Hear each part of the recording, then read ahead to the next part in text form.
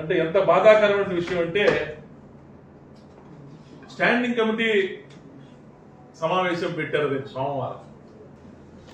అంటే ఈరోజు 15వ తారీఖు, రేపు 16, ఎల్లుండు 17వ తారీఖు స్టాండింగ్ కమిటీ సమావేశం పెట్టారు. అంటే ఎంత రాజకీయాలు ఈ విధంగా ఉంటాయా? ఈ విధంగా అధికారులు వ్యవహరించవచ్చా? ఈ విధంగా తెలుగుదేశం ప్రభుత్వం వచ్చిన తర్వాత ఈ విధంగా వ్యవహరించవచ్చా? వైఎస్ఆర్ కాంగ్రెస్ పార్టీకి సంబంధించినటువంటి మేయర్ని ఈ విధంగా అవమానించవచ్చా అనేది నాకు తెలిసి నేను చరిత్రలో ఇంతవరకు చూడాల. ఎందుకంటే ఇదే మున్సిపల్ కార్పొరేషన్లో, ఇదే గుంటూరులో కొన్ని సంవత్సరాల పాటు నేను కార్పొరేటర్గా వ్యవహరించా. ఎంతో మంది మేయర్లు చేశారు. ఎన్నో రాజకీయ పార్టీలు అధికారంలోకి వచ్చినాయి, అధికారం కోల్పోయారు. కానీ ఈ విధమైనటువంటి అవమానం, ఈ విధమైనటువంటి పరాభవం గుంటూరు మున్సిపాలిటీ ఏర్పడిన దగ్గర నుంచి కానీ, లేదా కార్పొరేషన్ అయిన తర్వాత నుంచి కానీ, లేకపోతే నాకు తెలిసి సాక్షాత్తు ఈ ఉమ్మడి ఆంధ్ర రాష్ట్రంలో కూడా ఈ విధమైనటువంటి అవమానం ఏ ఒక్క మేయర్కి కూడా ఉండదు అనేటటువంటి మాట ఇది వాస్తవం, ఇది అక్షర సత్యం అని చెప్పి చెప్తా ఉన్నా. ఎందుకంటే సాక్షాత్తు 17వ తారీఖున, అంటే ఎల్లుండు సోమవారం మధ్యాహ్నం 3 గంటలకి కౌన్సిల్ సమావేశం హాలు నందు స్టాండింగ్ కమిటీ సమావేశం అని చెప్పేసి నాకు ఎజెండా నిన్న సాయంత్రం 7:30 పంపించారు. అంటే ఈరోజు శనివారం, రేపు వర్కింగ్ డే కాదు, ఆదివారం, ఇంక ఎల్లుండు సమావేశం.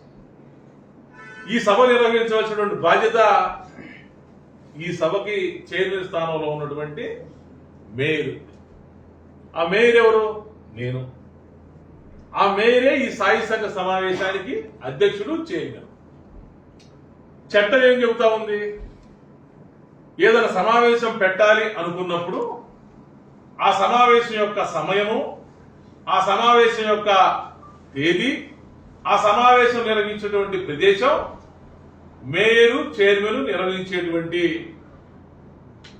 వెసులుబాటు ఉంది అని చెప్పేసి చట్టంలో పూర్తిగా ఉన్నది. కానీ ఇవన్నీ తొంగలో తొక్కి కనీసం స్టాండింగ్ కమిటీ మీటింగ్ పెడదాము అనేటువంటి ఆలోచనతో ఎవరు చేయలే. స్టాండింగ్ కమిటీ మీటింగ్ ఎప్పుడు పెడదాం అనేటువంటి మాట నన్ను ఎవరు అడగల.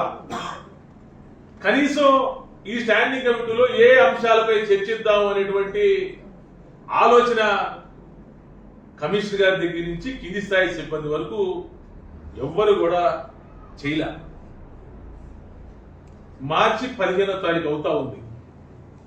మున్సిపల్ కార్పొరేషన్కి సంబంధించినటువంటి వార్షిక బడ్జెట్ ఆమోదింపు చేసుకోవాల్సిన అవసరం ఉంది. వీటన్నిటిని పక్కన పెట్టి, వీటన్నిటికీ తిరోధలుగా ఇస్తూ, వీటన్నిటిని పెడచెవిని పెట్టి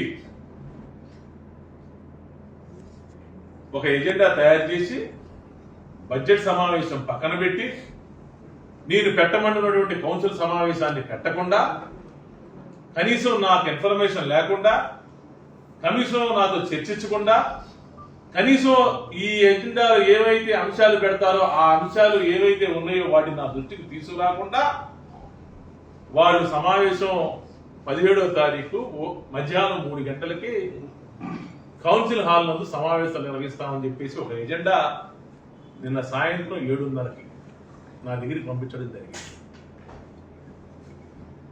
కనీసం మీరు దీంట్లో చూడండి, ఎక్కడైనా సరే మీ అందరూ కూడా ఉన్నారు జర్నలిస్టులు, ఎంతో మంది మేయర్లు చూశారు, ఎంతమందో చైర్మన్లు చూశారు. ఈ విధమైనటువంటి పరిస్థితి ఎక్కడన్నా సరే మీరు చూశారా అని చెప్పేసి నేను మీ ద్వారా నేను ప్రభుత్వాన్ని అడుగుతా ఉన్నాను.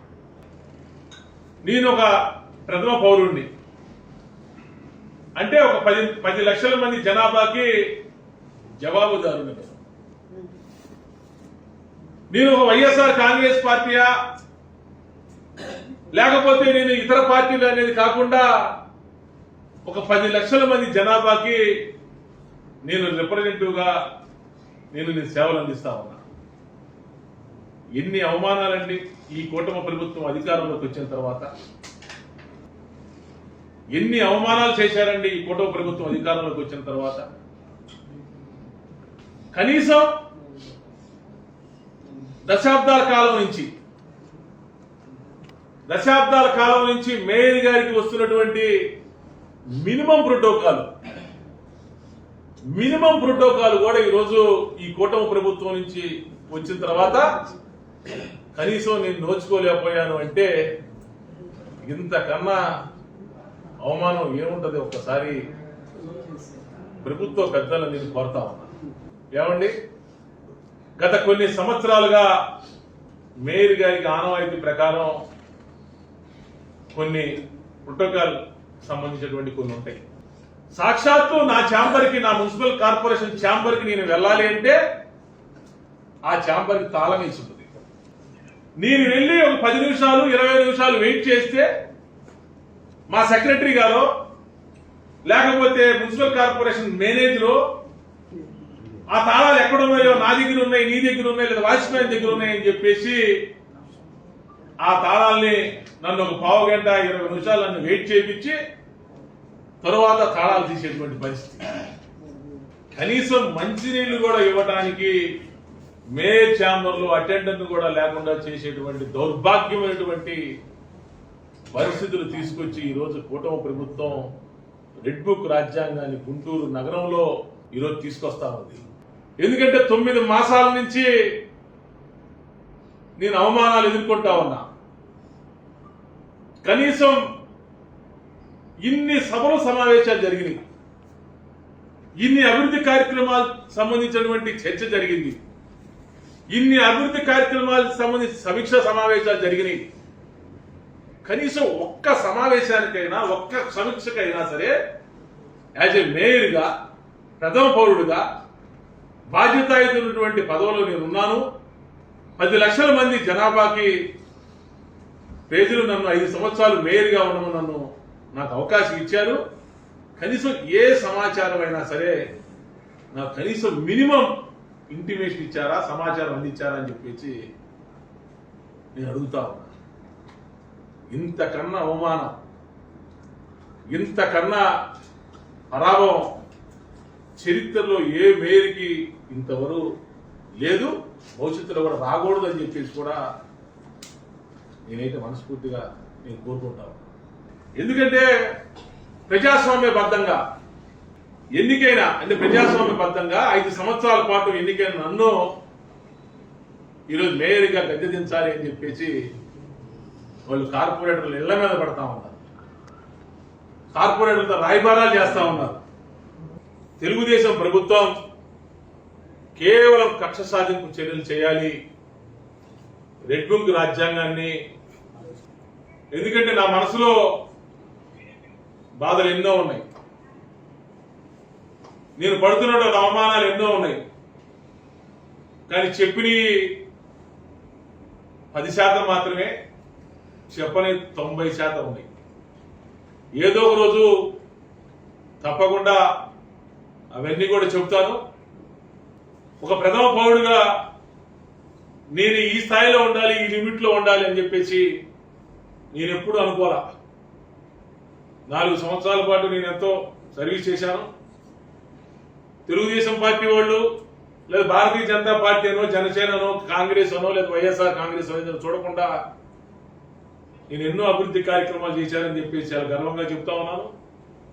ఒక కార్పొరేషన్ ప్రభుత్వ ఉద్యోగి కొడుకు, ఆయన రక్తం నుంచి పుట్టినటువంటి కొడుకు ఈరోజు ఇంత పెద్ద కార్పొరేషన్ కి మేయర్ అటువంటి భాగ్యం ఆ భగవంతుడు నాకు కల్పించాడు, మా జగనన్న నాకు కల్పించాడు. కాబట్టి ఇన్ని అవమానాలు పడి నేను ఈ కుర్చీలో కొనసాగాలి, ఈ కుర్చీలో కొనసాగటం కూడా భావ్యం కాదు అని చెప్పేసి వాళ్ళ అవిశ్వాస తీర్మానం పెట్టి నన్ను గద్దెదించాల్సిన అవసరం లేదు. నేనే చెబుతున్నా, ఈరోజు పత్రికాముఖం సాక్షిగా చెబుతా ఉన్నా, ఇన్ని అవమానాలు భవిష్యత్తులో ఇన్ని పరాభవాలు భవిష్యత్తులో ఏ మేరీ కూడా రాకూడదు. ఈరోజు చెప్తా ఉన్నా ఇన్ని, ఎందుకంటే నాకు కూడా ఆత్మస్థైర్యం కోల్పోయింది. ఇక ఈ అవమానాలు, ఈ నిందలు, ఈ యొక్క పరాభవాలు ఎదుర్కొనేటువంటి శక్తి నాకు కూడా లేదు. ఈ రోజు నేను ఏదైతే నేను అనుకుంటా ఉన్నానో నా మేయర్ పదవి ఈ రోజు నేను రిజైన్ చేయబోతా ఉన్నాను. నేను కలెక్టర్ గారికి ఇప్పుడే లెటర్ కూడా పంపిస్తా ఉన్నాను. ఇన్ని అవమానాలు చరిత్రలో ఏ మేయరు, ఏ చైర్మన్ కూడా చవి చూడలేదు, భవిష్యత్తులో కూడా చూడకూడదని చెప్పేసి నేను కోరుకుంటాను.